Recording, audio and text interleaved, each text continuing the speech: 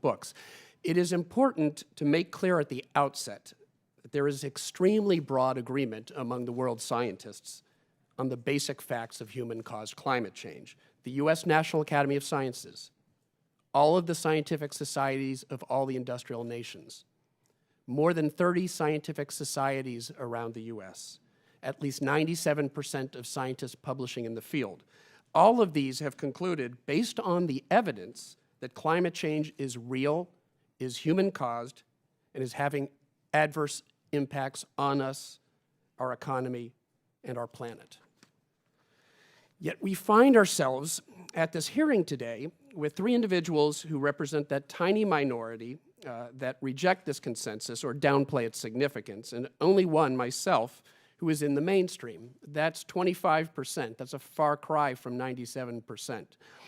An inauspicious start for an honest discussion about science. I have devoted my life to understanding the natural world.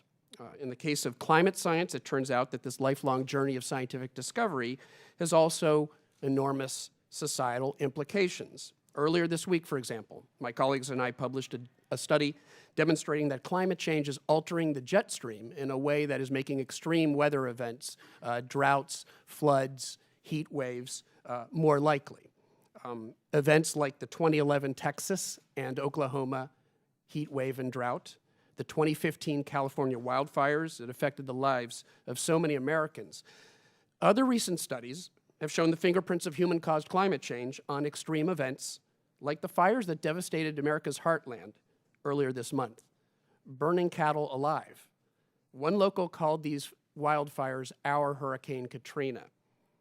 February's record warmth was made 3 times more likely by human-caused climate change, and that record warmth fueled the drought that set up these fires.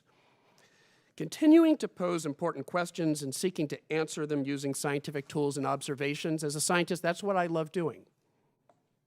But I'm here today because I'm also passionate about communicating what we know to the public and to policymakers. In my view, nothing could be more noble. Anti-science forces have launched a series of bad faith assaults on climate science and climate scientists. I should know I've found myself at the center of these episodes more than once. We've recently seen the latest in this perpetual series of attacks, and the story is eerily familiar. As always, they focused on a particular individual, in this case Tom Karl, who in 2015 led a study published in the premier journal Science that put the final nail in the coffin of the contrarian myth du jour that global warming had supposedly stopped. Never mind that we've now broken all-time records for 3 consecutive years, and various published studies have convincingly demonstrated that human-caused global warming continues unabated. This committee's chairman, Chairman Smith, attacked Karl, aided by contrarian bloggers and the tabloid press. Smith even misrepresented an article I was co-author on, claiming it supported his attacks on Karl and Noah. While we disagreed over some details, precisely the sort of healthy debate that many in this room would like to pretend doesn't exist in the scientific community, both papers agree that human-caused global warming continues unabated, while natural variations continue as well. While such political theater plays out in Congress, the process of real science plays out in the peer-reviewed literature and at scientific meetings where scientists continuously challenge each other's findings. But just as our critics have intentionally ignored the many independent studies reaffirming the hockey stick curve for which I was attacked, so too have Karl's critics ignored the fact that his findings have been confirmed by the Berkeley Earth Project, a project funded by the Koch brothers.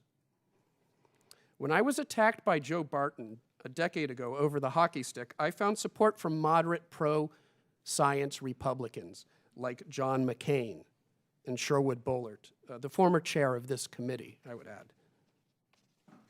I am deeply appreciative of the efforts today by Republicans like Bob Inglis of South Carolina and former Reagan administration officials James Baker and George Shultz to promote conservative climate solutions.